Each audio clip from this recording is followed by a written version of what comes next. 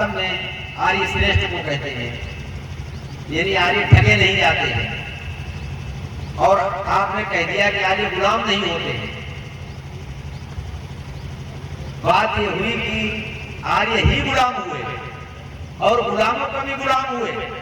इस देश पर गुलाम वंश ने शासन किया। ये क्यों हुए? कि बात ये थी कि हम आर्य रहे नहीं, हम आर्य रहे नहीं। आर्य कहते हैं श्रेष्ठ को। परम पिता परमात्मा ने सृष्टि की जब रचना की तो हमें एक संविधान दिया।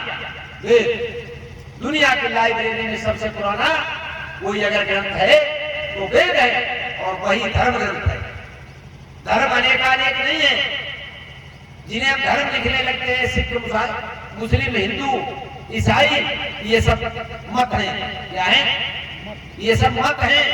और मत मजहब तमाम प्रकार के चल पड़े, तमाम प्रकार के संगठन चल पड़े, लेकिन परमात्मा का दिया हुआ, उस ईश्वर का, परम पिता परमात्मा का दिया हुआ संगठन, उसका नाम था वैदिक धर्म, जो वेदों वाला था। उसे हमने पढ़ना छोड़ दिया।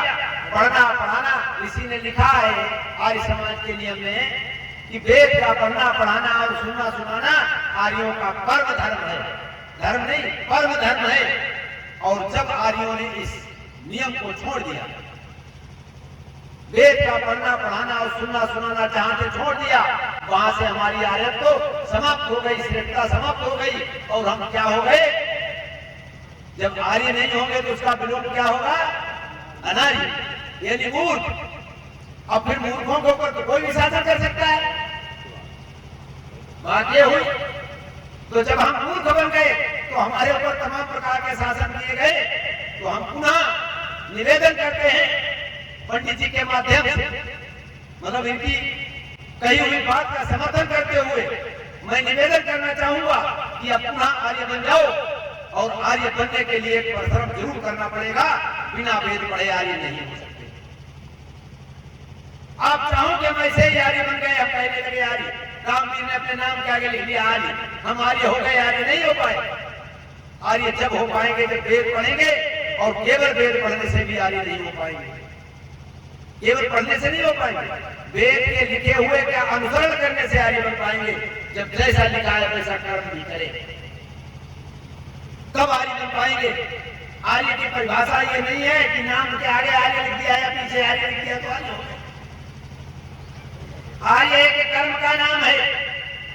और आर्यों का कर्म क्या है, उसके लिए एक छोटी सी पुस्तक छपी है, पंडित जी के हाथ में हर समय रहती है।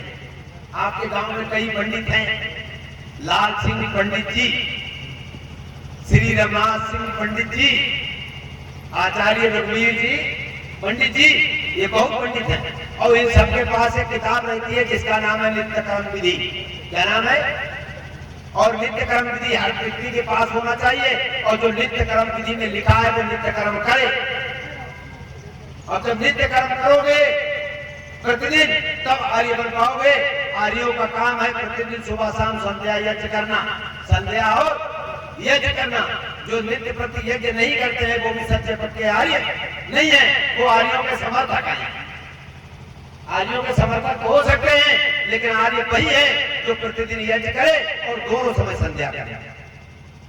अब जब दोनों समय संध्या करोगे, प्रतिदिन यज्ञ करोगे, तो वास्तव में आर्य बनोगे। और ऐसे एक व्यक्ति से आप आर्यावर्त नहीं बना पाओगे। जब इस देश में 100% आर्य लोग होंगे तो ये देश महान होगा और पुनः विश्वगुरु कहलाएगा और चक्रवर्ती सम्राट भी बनेगा। ये 2 अरब वर्ष पुरानी सृष्टि है और केवल 5000 वर्ष ऐसे गुजरे हैं। कितने? 2 अरब वर्ष के बीच 5000 कितने होते हैं? कुछ वर्ष। केवल 5000 वर्ष ऐसे गुजरे हैं कि जो हमने वेद को पढ़ना पढ़ाना छोड़ा और आर्यत्व से पीछे हट गए और हम नारी बन गए। हमने अपने कर्म को छोड़ दिया जो वास्तविक हमारा कर्म था। इसलिए हम पतित हो गए, पतन हो गया हमारा राष्ट्र गुलाम हो गया, गुलामों के गुलाम बन गए।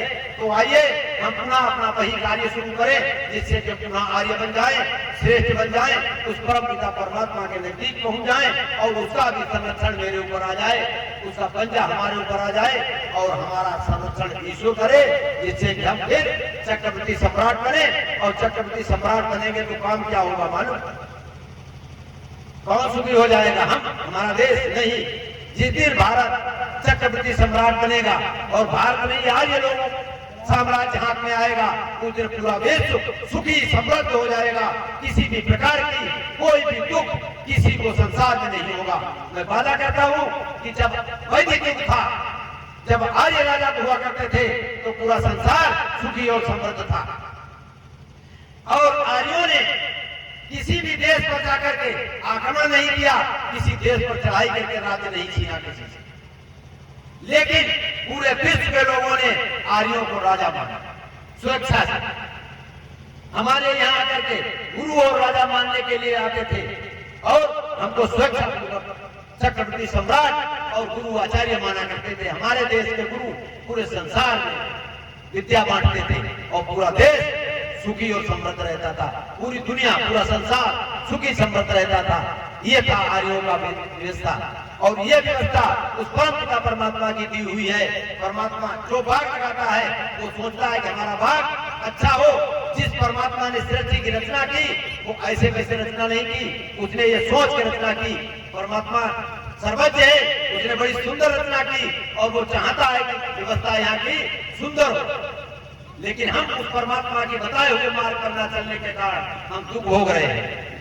ये संसार संकट में है और ये संसार का संकट जब भी दूर होगा जो उस परम पिता परमात्मा की बताई हुई व्यवस्था, उस संविधान के अनुसार हम वेद के मंत्रों को सजाएंगे धरती पर और उसके अनुसार हम कार्य करना शुरू हो जाएंगे, उनका अनुसरण करना शुरू हो जाएंगे, उस दिन ये संसार सुखी हो जाएगा।